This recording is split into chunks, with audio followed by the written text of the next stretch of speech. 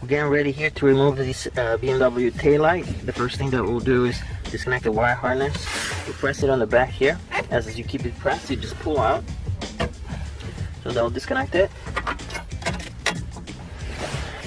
Next, you don't need to remove this part, but we do need to remove these nuts here. So we have a couple here, one down here at the bottom, and you have that one up there. So we'll remove those.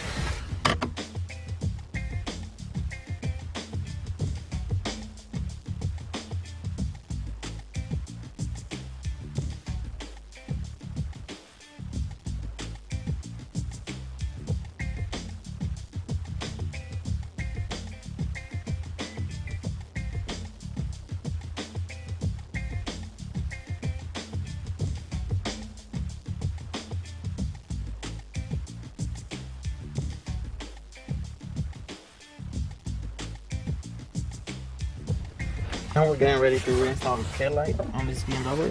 What you need to do is line up this bolts right here with the holes.